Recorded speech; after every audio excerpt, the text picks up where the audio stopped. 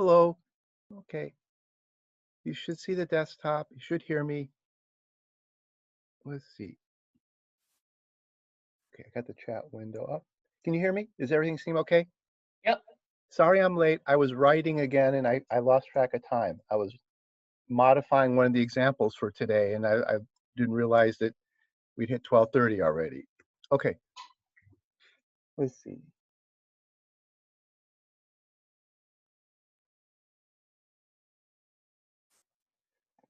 Okay. What we're going to do today is finish the examples about arrays and methods. So we kind of started talking about that. That's this example here. Okay. Except I was modifying this example, so I have it on my desktop. So we're going to look at the modified example. Then I'll put the modified example up on the course website. So this is the example I added a couple methods. I added one more method to this list of methods up here. Okay. So let's look at the example that I have on my computer, and then I'll put it up on the website after class. Okay. So let me start Dr. Java. Then we'll open after opening in Dr. Java at first. Then we'll open it in the Java visualizer.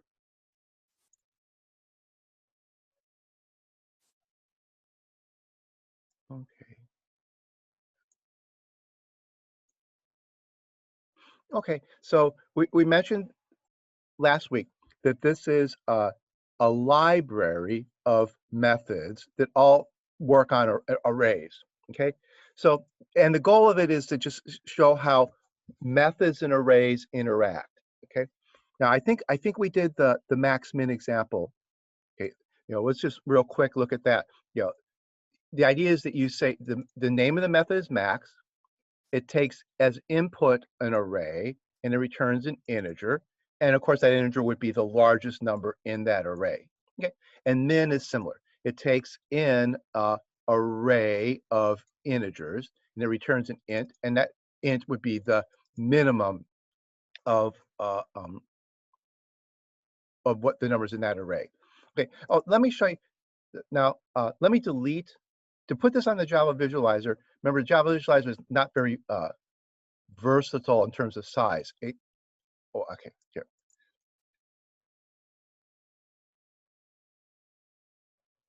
Let me take these first two and copy them to the Java visualizer.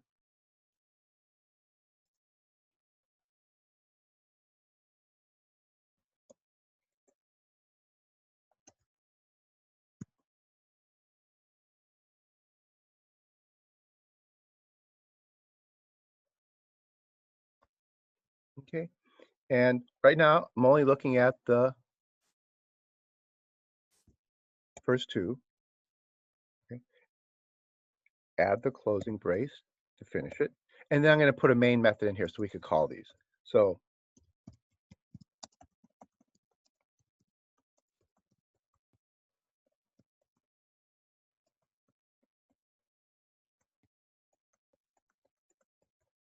okay. Oops, I don't need that last closing brace. Okay. Let's just real quickly look at what happens when you call this. Okay. Now, let me create an array.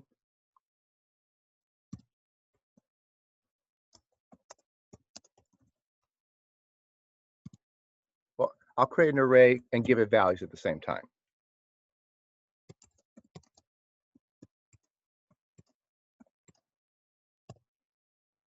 Okay. Now remember, I keep emphasizing this. A line of code like this does three things. Okay, so if I just go ahead and visualize this real quick so far.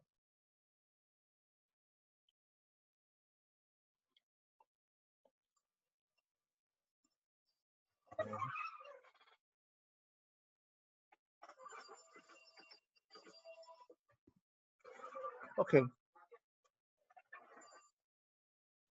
just a second.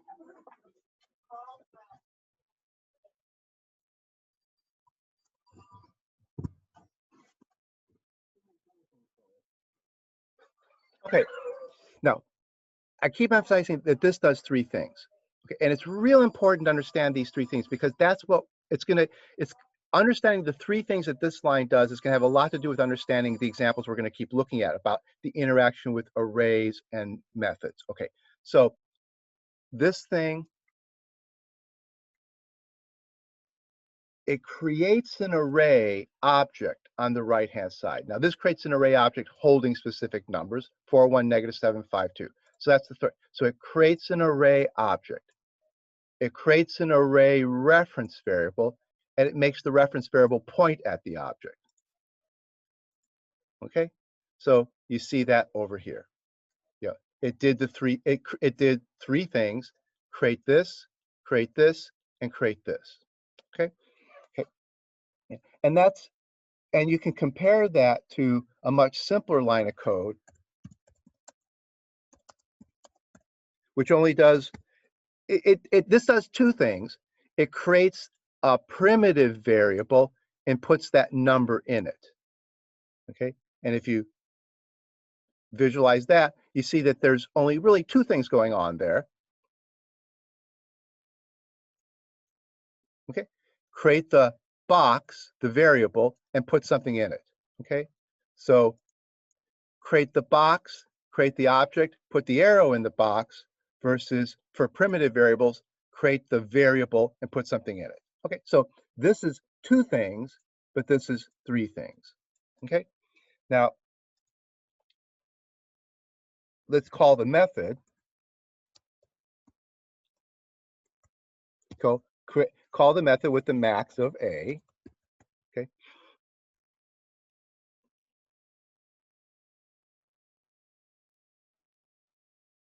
okay, and then create the method, create the object, create the reference variable, point at the object. Okay, now watch what happens when you call the method. Okay, the method has this variable here, which is, notice that this variable is declared the same way this variable is. This thing is not an array. It's an array reference variable because it looks just like this. You use the notation int, empty square brackets, name. Int, empty square brackets, name. And we saw from this picture up here that that's a reference variable. It's not the array. The array is over here. Okay, right? So this declaration is not an array. It's an array reference variable. That means it holds, and what it holds is a pointer. So what's it going to hold a pointer to? When we call it with this, when we call it like this, it'll hold a pointer to that array. Okay, so it'll end up pointing to the same array that this one does. So see, now there's that input reference variable pointing at the same array that this one did. Okay, so what we're doing here is we're just like this last thing, the third part here that copied an arrow from this reference variable to this object. This third part here is what happens when you call a reference, when you call a method. See, calling a method is this third step. It creates the reference variable, the new one, and it creates the arrow to the object, but it doesn't create the object. So this method call does two of the three things that were done up here. This did three things: create the object, create the reference variable, point the reference variable at the object. This does essentially two things: creates this reference variable in the method, creates the reference variable, and points the reference variable at that same object that this one was pointing to. We say it just copied the arrow from this variable to this variable. The arrow got copied from here to here. Okay, so it's just the same arrow. That arrow got copied to there. Okay. Now, if I go back over here, that's a lot like doing the following.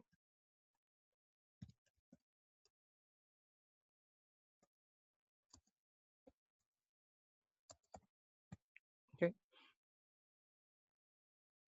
what did that line of code do? As a question, what did that line of code do? The new one, the one that's highlighted, int c equals a. How many things did it do? What did it do? It created a new variable C and assigned it to the same array.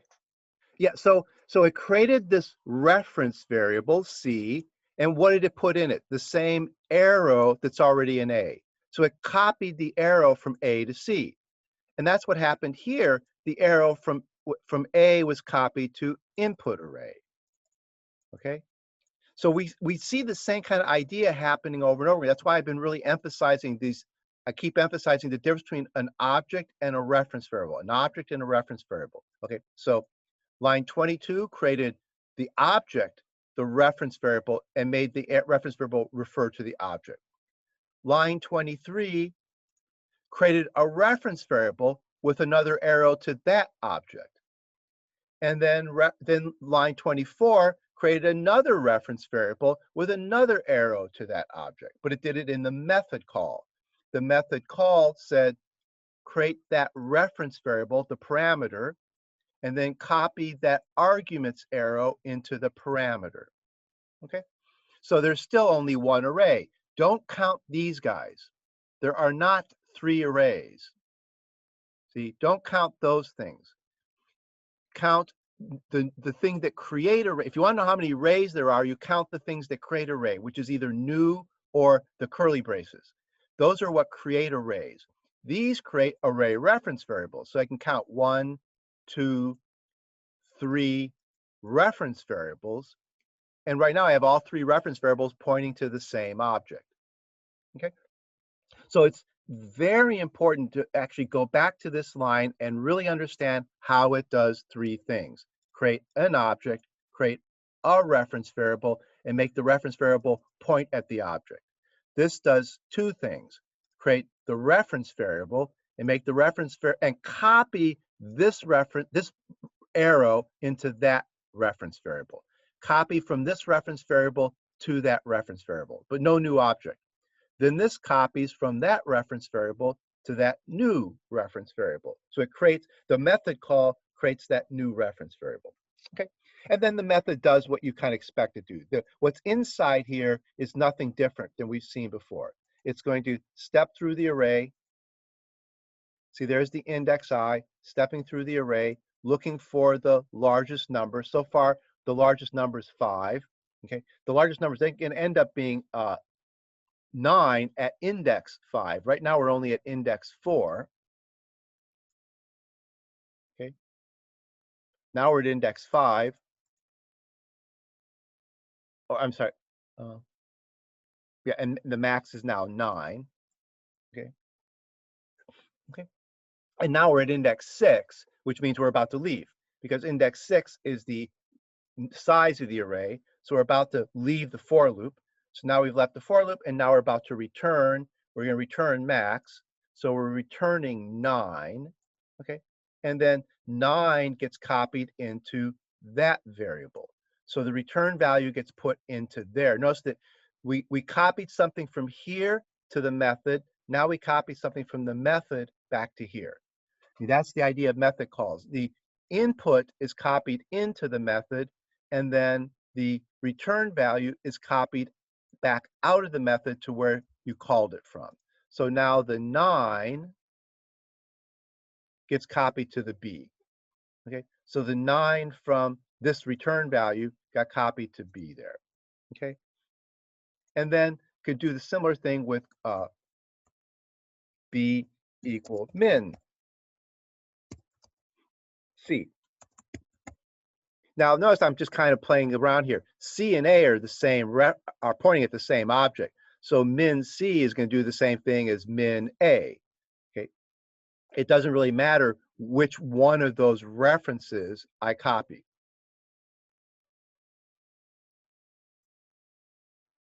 Okay, so now do the stepping through the array. This is stepping through max, about to return. Okay, so there's, now I'm going to call min, but I'm going to call it with C. But C and A both point to the same array. So I'm actually, there's only one array in this whole program right now. And so I'm just passing a reference to this array. See, the input array to min still points at the same array here. Okay, so the input array to min is still this array. Now, things get really confusing the way people talk about this. Like I say input array, and I say that this is the input array. And I really should, most people almost never do this, but you should always say the input array reference variable, the input array reference, the reference to the input array, because this thing isn't really the array, it's the arrow, it holds the arrow to the array. And it 9 times out of 10, it doesn't really matter if you say it is the input or not. But every once in a while, when you're trying to understand tricky code, you have to force yourself to remember that this thing's a reference variable. It isn't really the array. It's a reference variable to an array that somebody else created. Notice that since this is a reference variable, somebody else had to create the array. And let me show you what can go wrong here.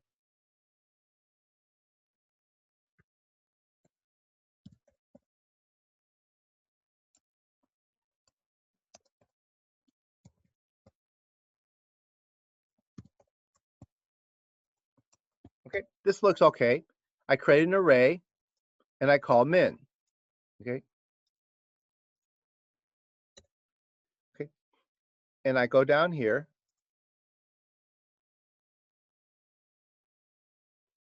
Let me step forward a lot. Let's want to get to that one line.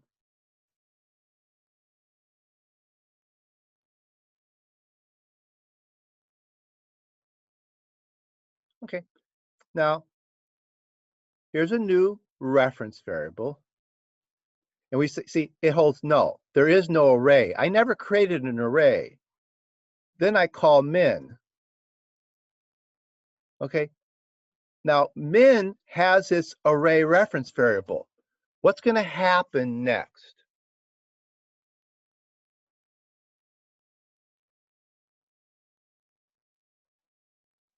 You'll probably get an error Why? because there's no array. So what happens when you try to find the 0th element of the input array?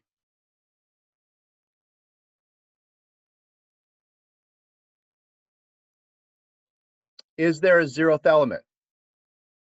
Will it return a -1?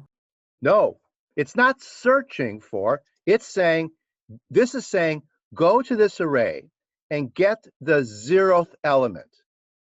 It's the first value that appears in there, right? Yes. So what's the first value in that array? 4.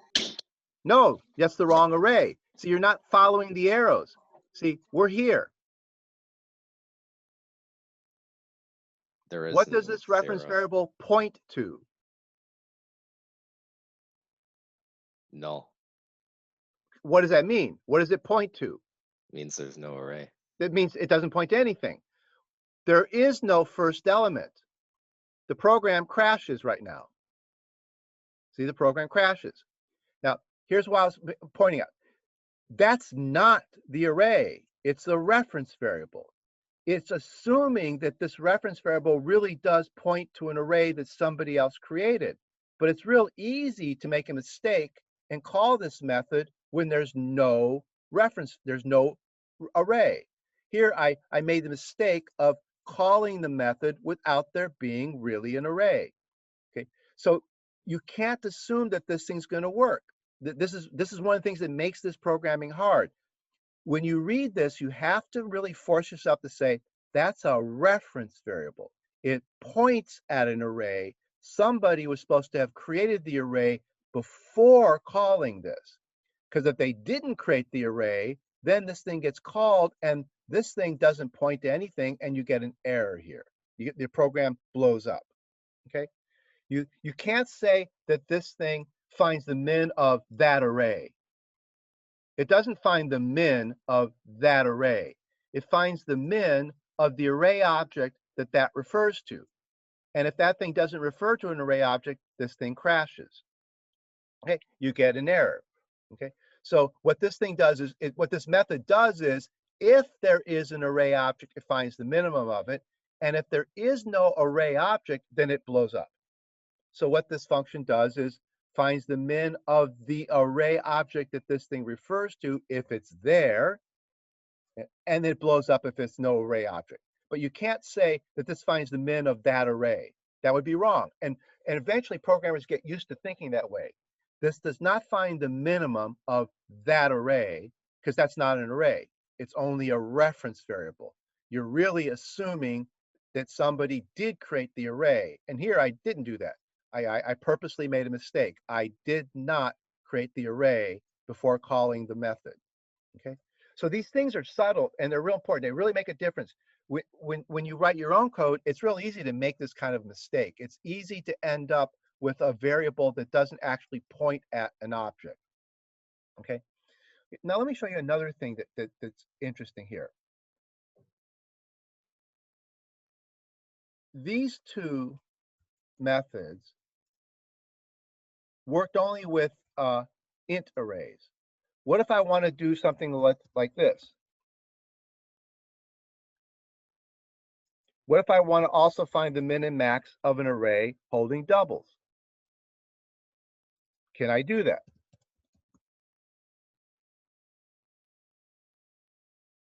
Now, does anybody see what could be a problem here?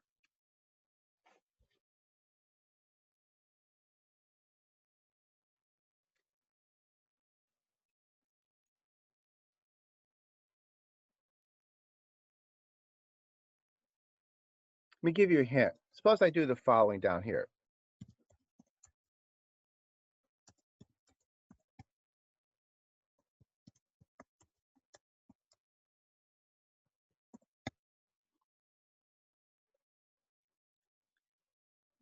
What's going to happen here?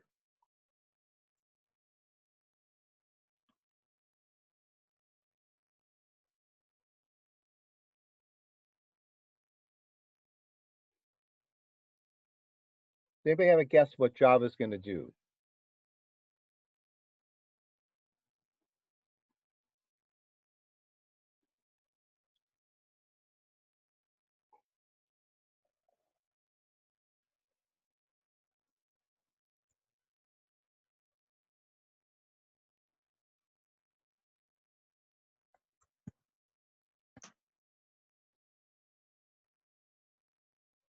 Think about these three lines.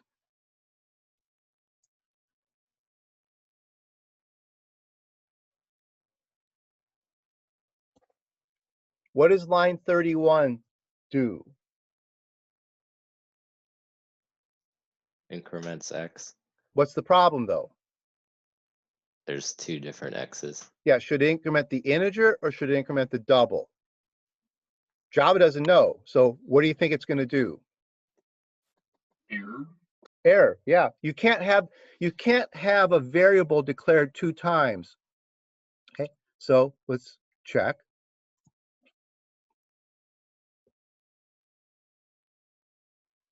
Error, variable x is already defined. See, the second time I declared x, it told me it's already exists. So it didn't let me do this. Okay. But what about up here? Notice I've got max, int, double. You know, just like here. Int x, double x.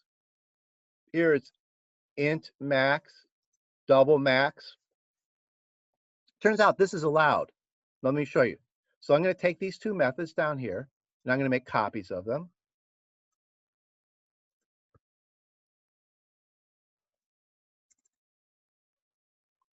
Okay. I'm going to change this to double. I'm going to change this to double, change this to double, change this to double, change this to double, change this to double. Okay. Now they find the max of a double method. Okay. Now I know that these, let me comment out these. These are wrong. But what about this? Is it okay to have int max here and double max here? Let's find out. See, no problem. This is called overloading method names. You're allowed to have two methods called max as long as they have different kinds of input parameters. As long as their input parameters are the same, you could have double max something here, and you can have int max as long as there's something different in here. So you have to have something different about the input parameters. Okay, let me go back up here. I can call them. Now, watch here. I'll create double D, oh, sorry, double array D equals, now create an array of doubles.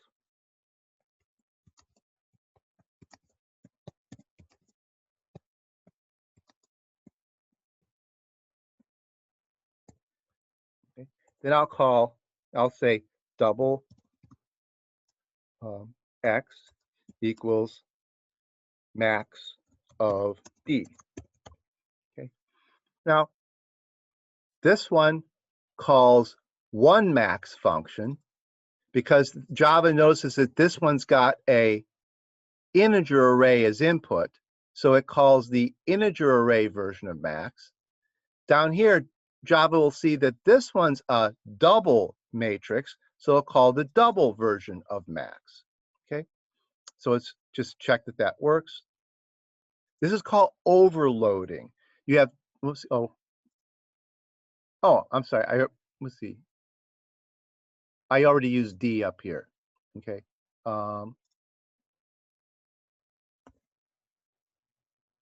Okay. Okay. So this is referred to as overloading. I have a method with the same name as some other method, but they have different kinds of input. So that name is overloaded.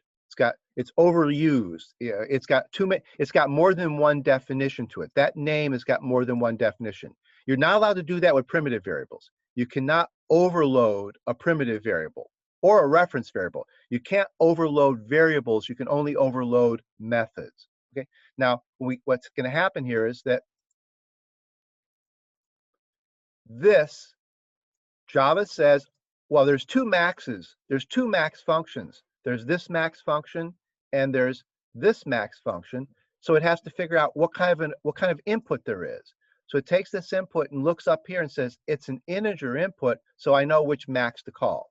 So it calls the max that takes in ints. Okay? So it called the right one. Now let me just step through that. Okay. And then here it's going to do the same thing. It's going to call min, but there's really two min. Well, did we define the? Yeah, there's two mins. There's this min and this min. So it doesn't know. So it says, well, what is this? C is a integer array, so it knows which min to call. Okay, so call the min that takes integer arrays.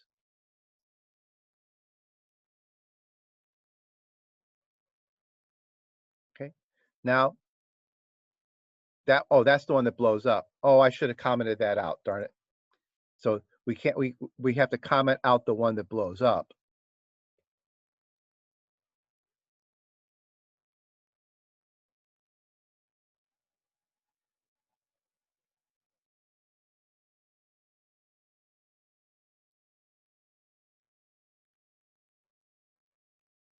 Okay.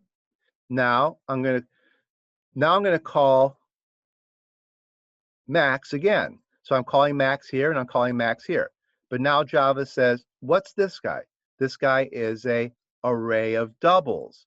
So it knows to call the other max. So it called the max with arrays of doubles. Okay. So this one is now pointing at the array of doubles instead of pointing at the array of ints. Okay. All right. So that's called overloading. And it's a real common thing to use. A name like max is nice. Yeah, it works. It's the maximum of what you want. So, but you do need two different methods for this. You have to have one method that you can't write a max of arrays. You have to write a max of integer arrays and another one for double arrays and even float arrays. Remember, we had two different kinds of decimal numbers. So you actually have to write this max method over and over again. This is kind of a constant annoyance of the language, that something as simple as the max method has to be written a whole bunch of times. And you can see this even in the Java. Let me show you.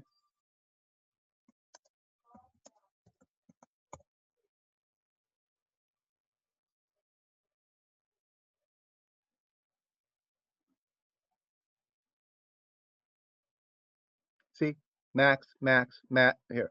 Max, max, min, min. Max of doubles, max of float, max of int, max of long, max of double, max of float. Now those are just for two numbers. And then, the one for arrays is somewhere else. There's another one that takes in arrays. Like this is the max of two numbers. But you have to write it over and over again. Two doubles, two floats, two ints, two longs, two doubles, two floats, two ints, two longs. Okay, and you can kind of see this going on over and over again. This multiply x, this thing here is written over and over again. Okay, this one here is written over and over and over again. Okay, so that's kind of an annoyance of the Java language, that you can't write one max function that works for all different kinds of arrays. Okay, or over here, you can't even write a max function that works for any kind of numbers. You have to write specifically a max for two doubles, a max for two floats, a max for two ints. Okay, that's not a great feature of the language, and other programming languages have tried to solve this problem. This problem of having to have something written all this many times. Java never figured out a way to really fix this. Other languages, there are languages that have found a way to fix this. Okay. But for Java, we do this all the time. We have to write these overloaded methods. We have to write these overloaded methods for things like int, double, float. Okay, all right. So that's a real important idea of the notion of an overloaded method. Okay. Now let's go back to, let's do the next part of this library. Okay. So we've seen this part of the library, and we've seen that it could be overloaded. Okay. Okay. And we've also seen how you have to deal with the fact that this is not an array, it's an array reference variable. And real important, keep that in mind. You can't say that max takes as an input an array. It takes as input an array reference variable, and there really better be an array object that this reference variable is pointing at. Otherwise, the max function will have problems. Okay, now let's look at these four here. There's four functions that have similar names that work kind of in a similar way. Okay, what it's going to do is it's going to increment. It's going to take these are array reference variables. But now again, array reference variable doesn't mean there's really an array object. So we're going to assume that these reference variables do really point at an object. So we think of this method as taking in an array of doubles. But we have to remind ourselves in the back of our mind that it really is taking in a reference to an array of doubles. There really better be an array there. We're not guaranteed that there's an array there, but we really want there to be an array there. So this thing takes in an array of doubles. This one takes as input an array of doubles. So there's this one and this one. They all take in an array of doubles, except that the fourth one takes in two arrays. Okay, takes in two input arrays. Okay. Now what's it trying to do? This one's they're all supposed to increment, which means add one to whatever's in the array. Okay. Now what this guy's going to do is this guy's going to add one to all the elements in that array object. And then it doesn't return anything because it did its work right there in that array object. So it's going to take a reference to some array object and increment all the numbers in that array. Okay. Now let's skip over this one for a minute and do, well, I'm sorry, no, then what does this one do? This one takes in an input, but it's supposed to also return an array. Okay, so what it's going to do is it's going to make a copy of this array. It's not going to modify this array. It's going to make a copy of it, and then it's going to return the copy, but having added one to every number in the copy. So it'll make a second array, a copy of this one, add one to everything in the second array, and return that. So this will take one array as input, and it'll return an array. So now it'll have to create the array it returns. It's going to have to make the second array using new or whatever. It's going to have to make the second array and then return a reference to it. Okay, now this one's kind of weird. We'll explain what it means in a minute. Now it looks like the same as this one. It looks like it takes an input array and returns an output array. Looks like it takes an input array and returns an output array. But we're going to see that in a minute that it's actually very strange. Not very strange, but it does not act like this one does. Okay, now the fourth one takes in an input array and another input array, but it calls this one output array. And that's because what it's going to do is it's going to take in references to two array objects. And it's going to copy every number from this one into that one. So it's going to read this one and write to that one. And it's not going to and it's going to return an int. We'll see what it returns in a minute. But so it's going to take in two array objects. Okay. And this one will be used for reading. It'll read what's in there. This one will be used for writing.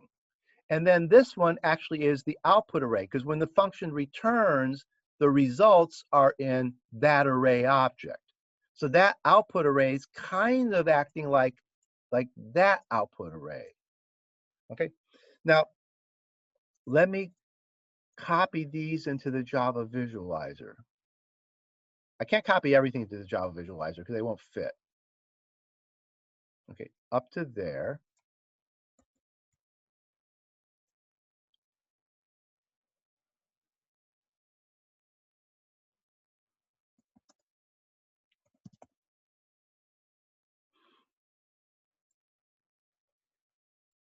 Okay, so we want to work on we're really interested in this example,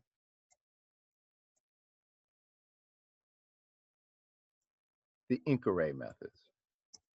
So we're interested in those four methods, okay? So there's 1, 2, 3, 4. Oh, see, did I? Oh, now I have to start deleting. So I want to now.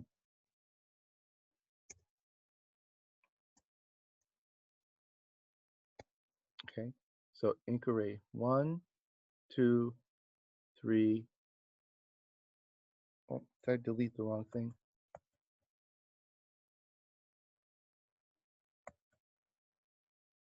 Yeah. Okay. That inc array 1, 2, 3, 4, and then I'm going to delete the min function and delete the min function. Okay, so there's the 1, 2, 3, 4 inc array functions by themselves, and I want a main method so I can test them.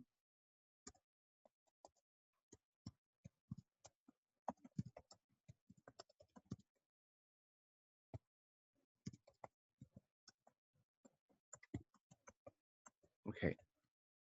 Okay, so now we want to sort out what's going on in here. What's going on here? Now, notice I didn't give these the same name because I cannot overload them because they take the same input.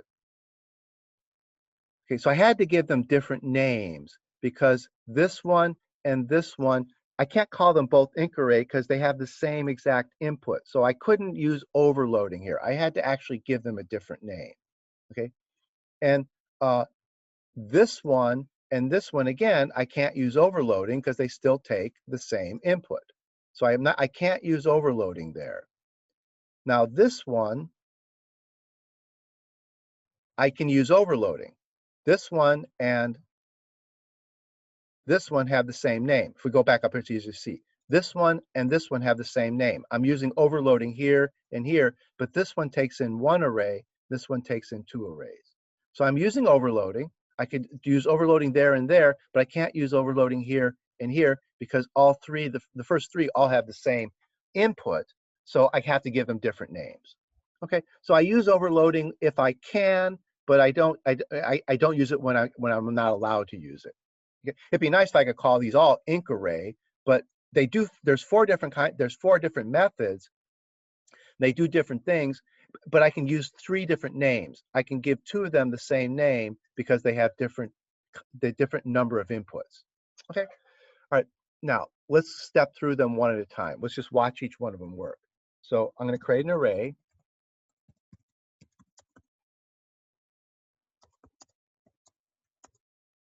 So I'll create an array of doubles. I'll just create an array with values in it right away.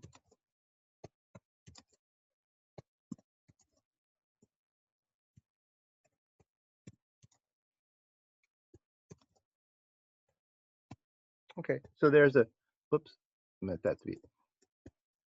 Okay, so there's an array. Okay, now what I want to do, let's call it, let's do the inc array in place first. Let's just, so call this one first. So, okay, so call this method with that input. Now notice that it's void. There's nothing to capture here. There's no output from this array. So I just call the method with that input. Okay. So, oh, what did I do wrong?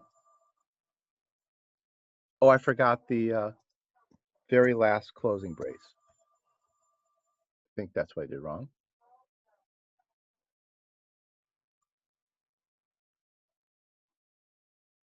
Oh, their server's slow today. Well, now what? Oh, I've got the braces. Let's see.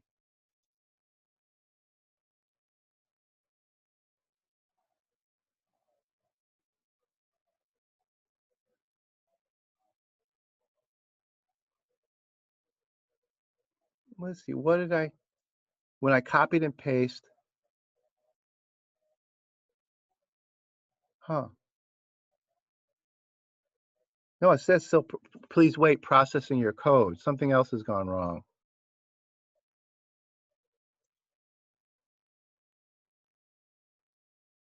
Let me retry that over, start over again.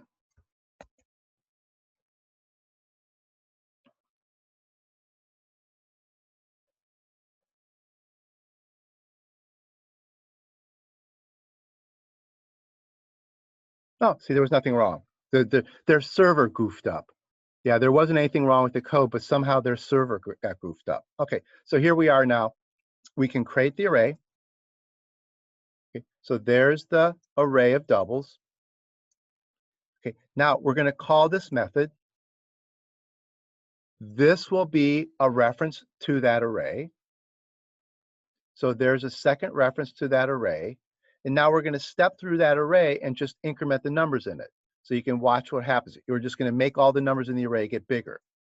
So we're going to get now 2.2, then 5.5, then 4.7, then negative 1.7.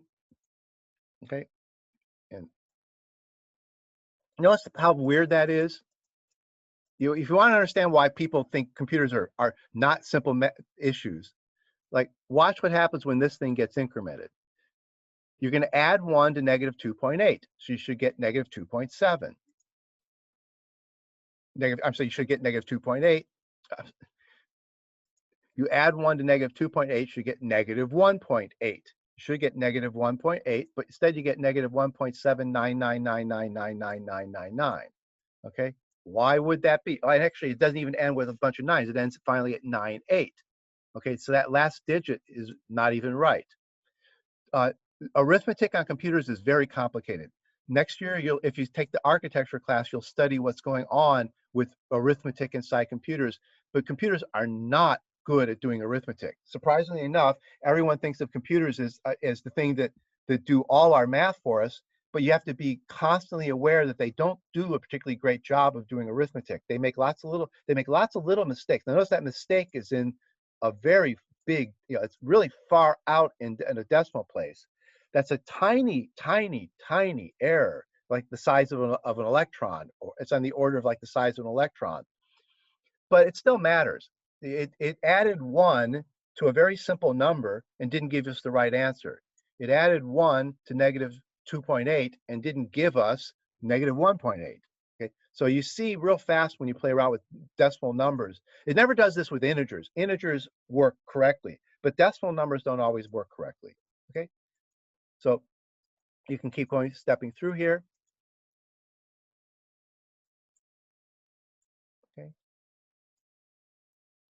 Now we're about to return. We've gone through the whole array and we've incremented all the numbers in the array. We incremented all the numbers and we're about to return and we're returning nothing. See, we're returning void. We're not returning anything. But when you get back up here, the array D has changed. See, it's not the array we started with. The array D has been modified. So this method changes its input. This method takes this input and modifies it, and that's what the return is. Okay, so this input is also the output. This thing held the input, and now it also holds the output. Okay, now go back over here, and let's look at the second one, the second method. It's supposed to take an input and give us back a different output. So let's see how we would use that. So what I'll do here is say double result. Oops. I want an array. I'll call it result. That's the answer. Or I'll just say, the result's good. The result of calling inc array on D. Okay. So I'm going to, now I called inc array place on D. That changed D. This one won't change D. The answer now is going to be in this one, which is going to be a second array for us. This thing's supposed to create an answer array with the numbers in it. So let's see how that looks.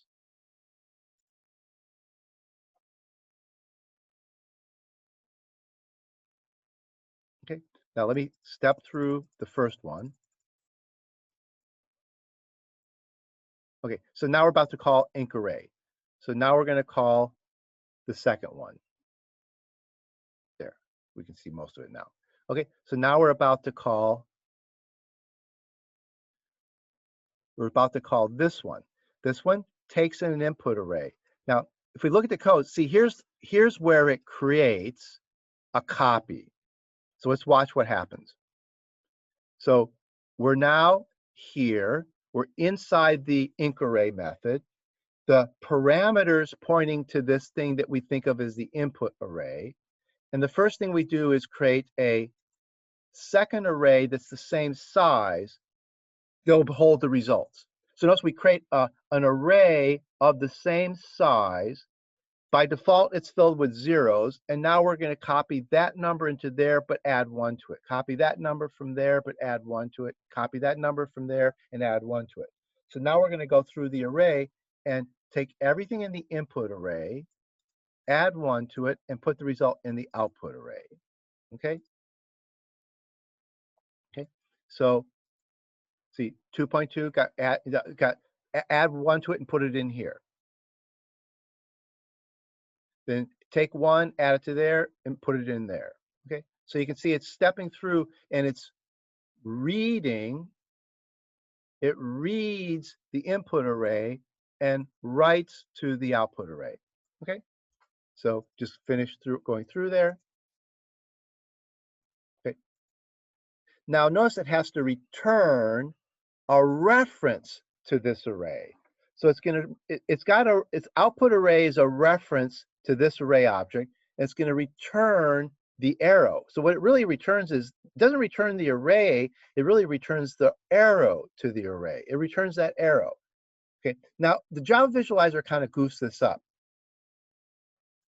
See, it shows you it's going to return an arrow to that array. Okay, now the Java visualizer goofs this up the following way. When you click forward, you're going to go back to, see, we're going to go back to line 25 of main. See, we're now at line 61 in inc array. We're about to go back to line 25 in main. Notice that the output array disappeared briefly, and now it reappears. It's just a goofy thing on their part. They should not make that array disappear. It's a little mistake they have in their implementation. That array stayed there all along. See, if you go back one step, see, right now we've returned to line 25. See, remember we were supposed to return to line 25. Okay, here we've returned to line 25. We're now about to make result, point at the new array. Now, since they haven't created result yet, and they made the new array disappear. Now here, result points to the new array. That last picture, this picture here, should show the new array sitting there and with nothing pointing at it because you're about to make result point at it. But the new array is sitting there. Okay, but they didn't seem to have a way to make an array sit there without an arrow pointing at it. So they wait till the arrow is ready. See, they did the right-hand side. That was calling the method. Then they do the left-hand side, which is creating result. Then they make the left-hand side point to the right-hand side. Just like over here, there's three things. Create the array, create the reference variable, make the reference variable point at the array. So this line of code did three things. It called this method, which created the array. Then it created the reference variable. Then the third thing was make the reference variable point at the array. And in between those steps, they got goofed up, okay? So like here, we're about to return the reference to the array. We get here, we've now finished this right-hand side. So the array should be sitting there.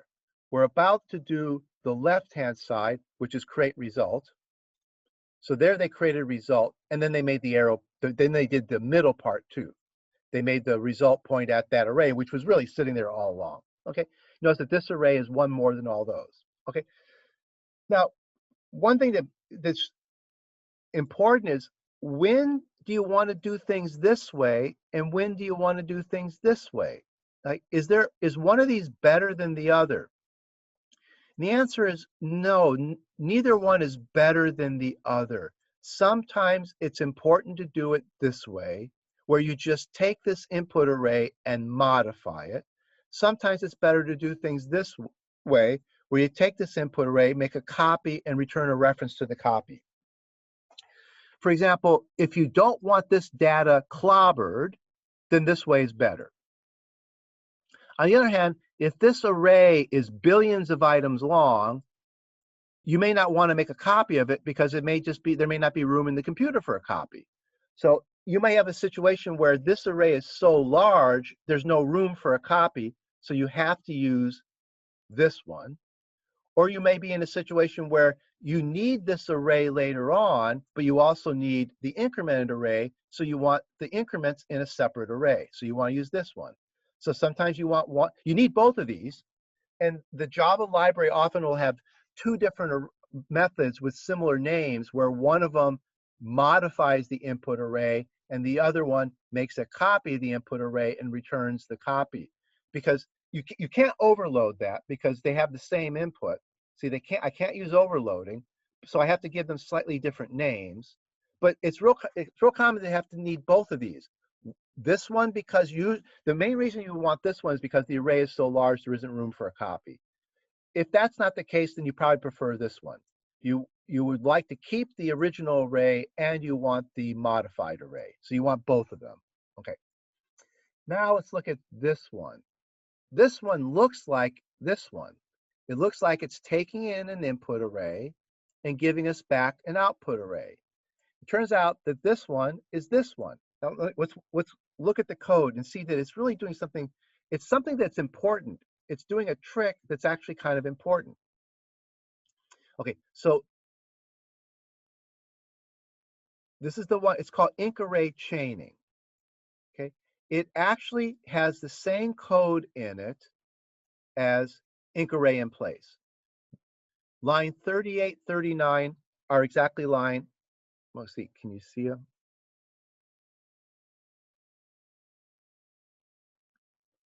Line 38 and 39 are exactly like line 82 and 83.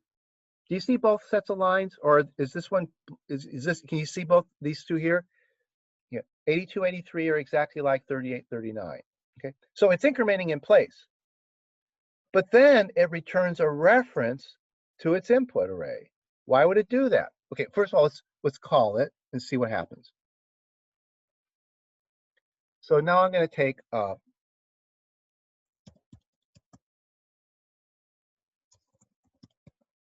I'll call it result 2. It's going to be inc array chain, and I'll pass it D again. Okay, so I'm kind of comparing these last two. Well, actually compare, yeah. This one inks in place. This one takes this as input and gives me back a copy with the incrementing done in the copy. This one looks like I'm doing this, but in fact, I'm really doing this. And what happened is that this is just going to be another reference back to this guy here. It's going to be another reference to what's going to be a reference to this input. So let's see it work, and then we'll see why we would do this. Okay. So now, there's a lot going on here, and it might seem like, why do you do all these confusing different ways of doing the same thing?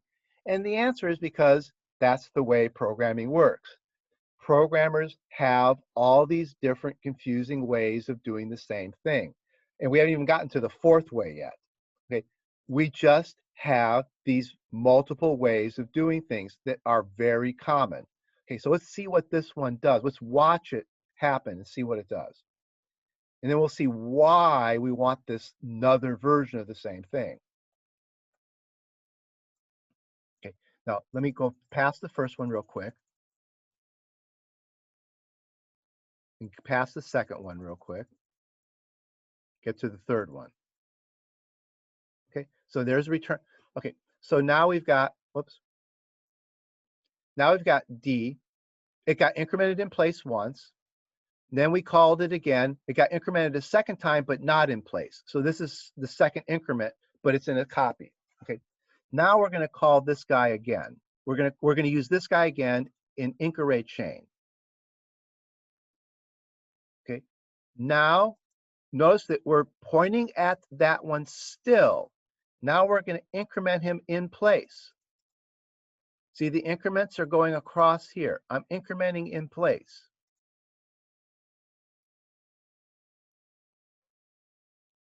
Okay, now I'm going to return a pointer to him. Okay, and now result 2 just points at the input. See, the output, what looked like the output just points at the input. And the question is, why would I want to do this? Why would I want the output to point to the input? Okay, and the answer has to do with a way I can use this method. Okay, suppose I want to increment 2 times. Okay, now, okay, that's going to increment 2 times, right? Increment it once, increment it a second time. What about this guy? What if I want to do increment 2 times?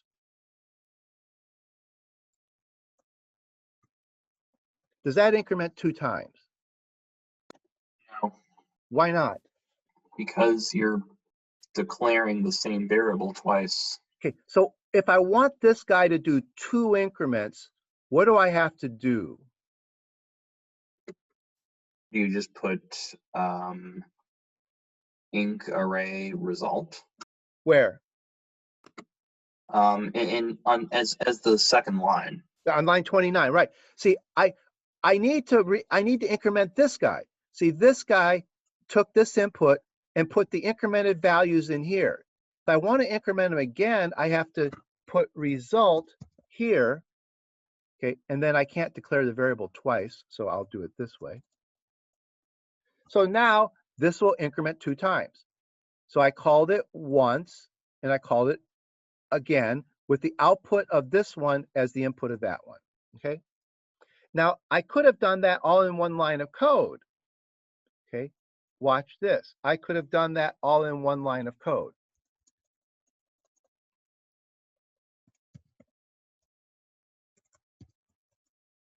I'm sorry. Yeah.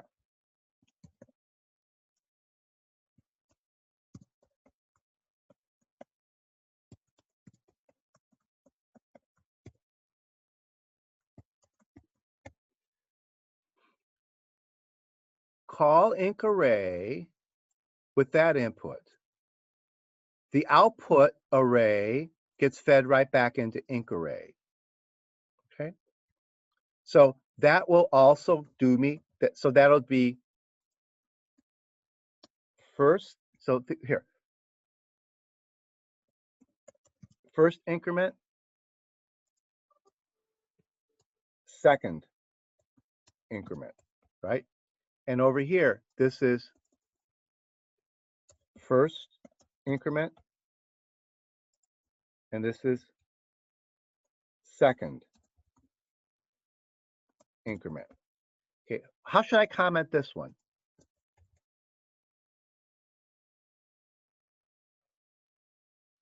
What would be a good way to comment that one?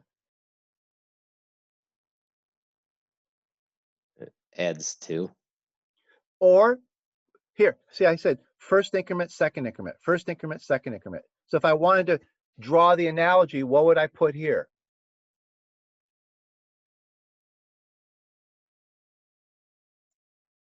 This one's what? The first increment, And this one is, the second. right, so this one is first and second increment. Does both, increment by 2. Yeah, but now this increments by 2 by doing it once and then a second time, once and a second time. And this one in one line, there's the first increment, there's the second increment. Okay.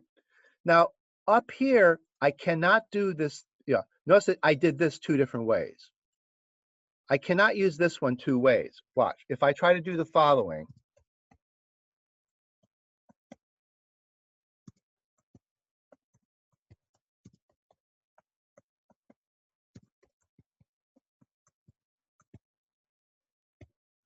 If I try to say that this is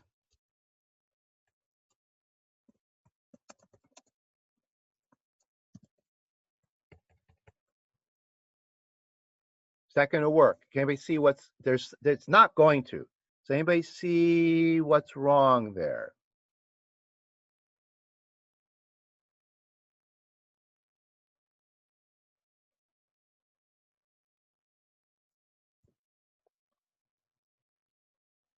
Here I could do first increment, second increment. I could take the output of the first increment, put it back into the inc array and get the second increment. Or I could just do it all in one line. Okay. What's wrong? Okay, here I did first increment, second increment. What's wrong with that line of code there? I'll give you here, it won't compile. It's not going to compile.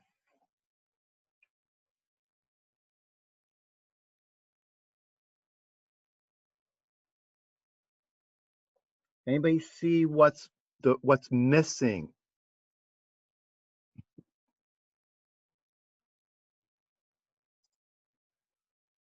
What does this function need as input?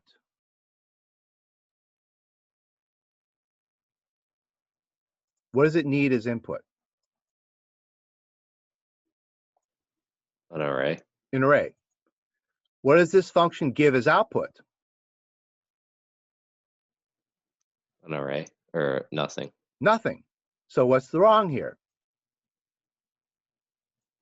It doesn't have any anything to increment. This guy never gets an input.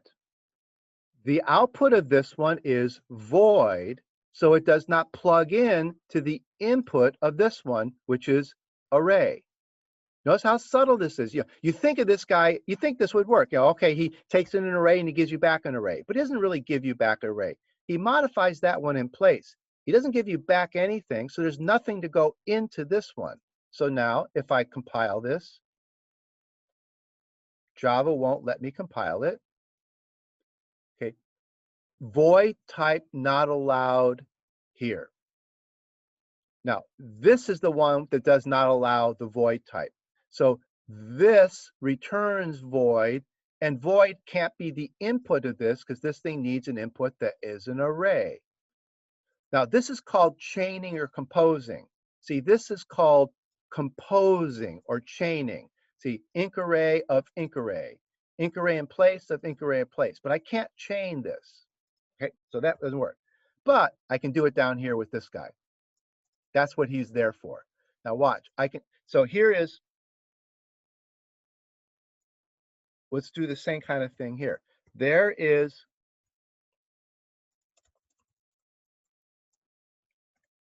first increment.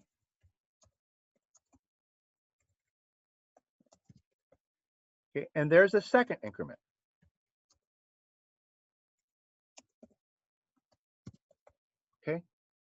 but I can chain this one. I can do the following.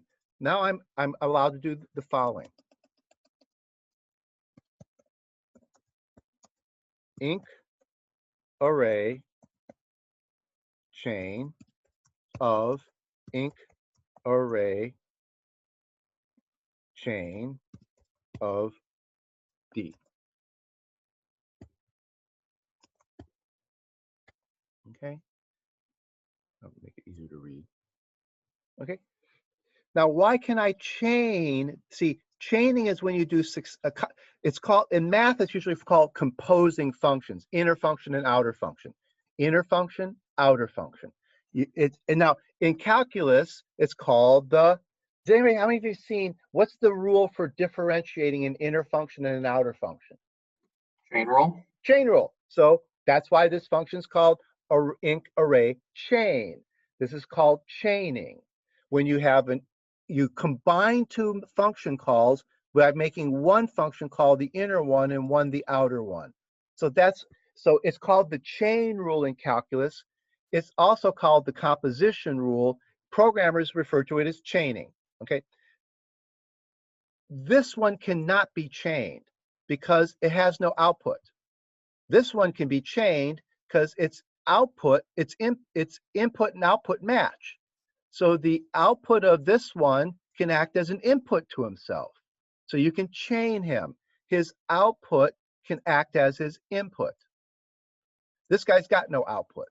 So this one takes this one and just arbitrarily gives it an output, which is a pointer to the input, which ends up letting it chain, but it keeps modifying this matrix or this array.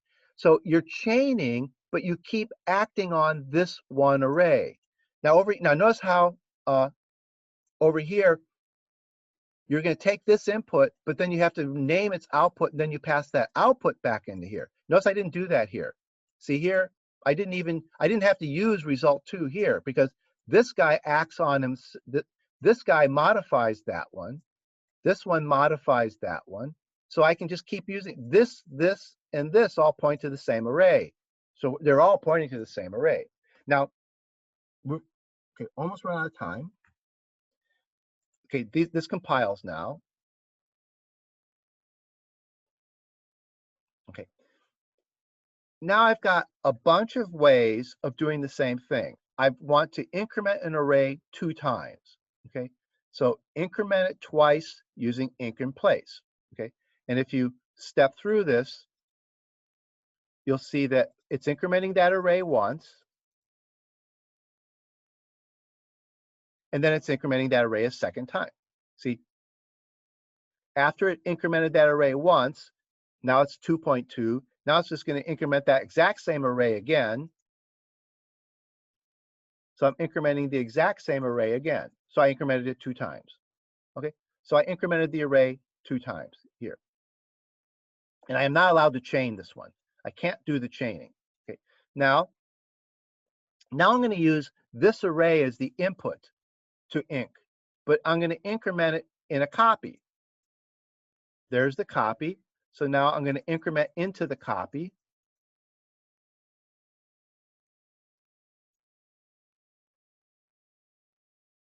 Okay, now I return a reference to the copy. Okay, so results pointing at the copy. Now I call inc array again on the copy, on this guy. Okay, so now I'm going to do the second increment. It's going to be, but it's going to be a third array now. Watch. See, now I get a third array because I have to make a copy of this one and then do the increment in the copy. Okay, so now I'm making an increment in the third array. Now notice I have to keep track of how many arrays there are in my head. You know, now my code's starting to get a little bit tricky. You know, I'm doing this lines of code here, and now I have to realize that that's one array, that's a second array. When I call this method creates a third array. So this points at the third array, but I'm using the same reference variable. So I'm going to end up clobbering one of my arrays because I only have 2 reference variables, this one and this one. I have this one, and this one. I have 3 arrays and only 2 reference variables. So I lose one of my arrays. So I'll change that in a second. But now you can see here, there are 3 arrays. Now watch what happens. When I'm about to return, whoop, I'm sorry. Okay, now I'm going to return a reference to this array, the one that has 5.2 at the beginning. Okay, notice, get careful. I'm returning the one that has 5.2. Okay, the one with 5.2 temporarily disappeared. But now what happened was the array with 5.2, this one pointed at it, and the other one got garbage collected because there was no pointer at it anymore. What I really should have done is create a third reference variable here. I'm sorry, not there. I should have created a third reference variable here to make it easier to see what's going on.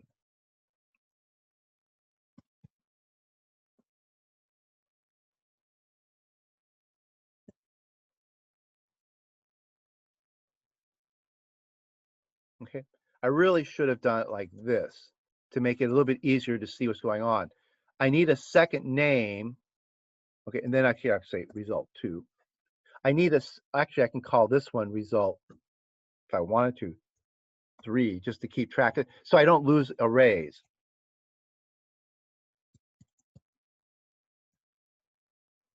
Okay, because here I'm going to create another array and create another array.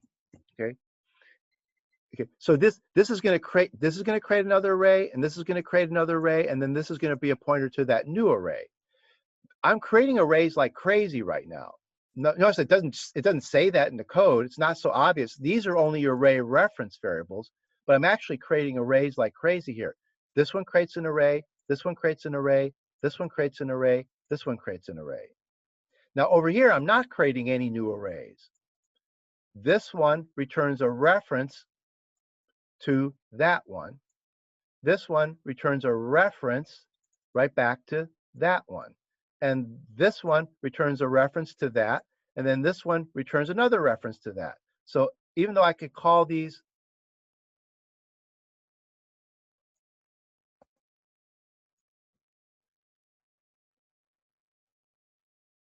here's what I'll give everything its own variable name.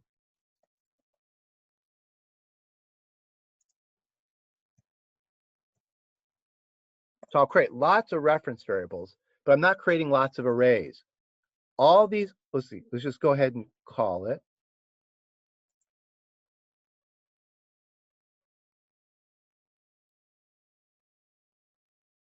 Oh, see, I exceeded their time limit, so I can't show you. Let's see.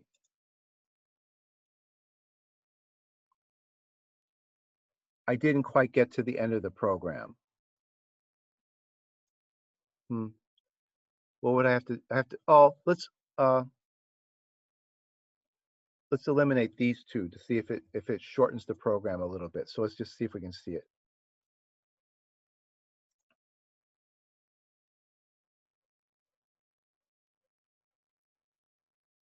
No, still didn't. Let's try another trick. Let's make the array a little bit smaller. See if that helps.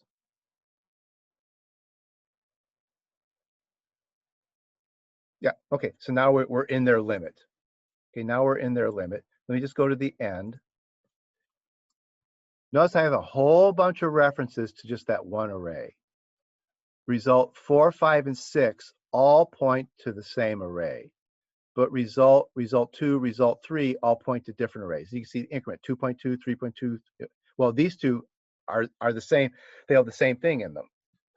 Okay, now this is really tricky stuff. That's why I'm doing these examples. This is very, very kind of tricky. You know, why do we have to have all these different ways of adding one to an array? And the answer is that this stuff just it is this way.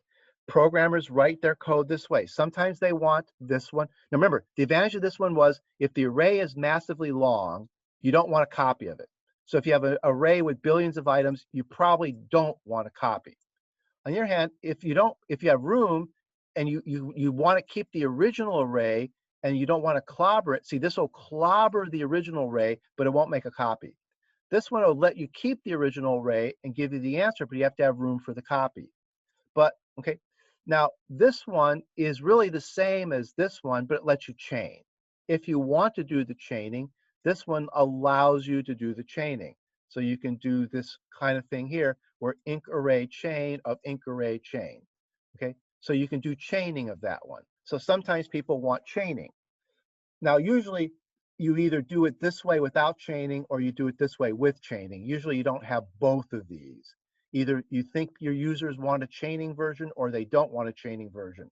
So these two rarely exist together, but these two exist together all the time. The one that does things in place and the one that makes a copy and returns the answer in the copy. These two exist all the time. And this one is usually either done as a void or as a version that's chaining. But notice how these two look alike. This one looks like it takes an input and gives you back an output. This one looks like it takes an input and gives you back an output, but it doesn't give you back an output array. It just gives you an output reference to your input array. Very, very confusing stuff. And that's one of the things that makes the Java language tricky to learn, is this kind of like multiple things that are subtly different from each other that do more or less almost, but not quite the same thing. You know, and we haven't even talked about the fourth one yet. Okay, there's a fourth one that takes in two input arrays, but it actually copies from this one to that one. Okay, it copies from here to there. And this one, actually, you never see this in Java. I wrote this one. This one you see in C++. So I wrote it in Java, but Java programmers would almost never write this one, but C++ programmers will. For various reasons in the C++, they also have this version here. So a lot of times they'll overload this one with this version here. Java programmers almost never write it this fourth way, but C++ programmers often do. Okay, well, we run out of time. So, you know, well, actually, thanks. Yeah, we won't meet again for a week. When we meet again, we'll start with objects. We're gonna go now to the next reading.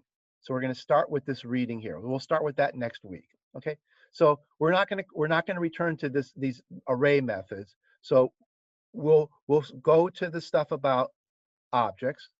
Okay, and we'll return to this a little bit later because arrays are objects. So once we talk about objects and classes, we'll come back a little bit to this, but and this will be what we talk about for the rest of the semester.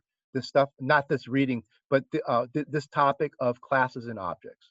Okay, so this week is Thanksgiving week, so we won't have class on Wednesday, and otherwise, have a nice vacation. And if you have questions, send me an email. And like I said, when we come back, we'll start with the last topic, objects and classes.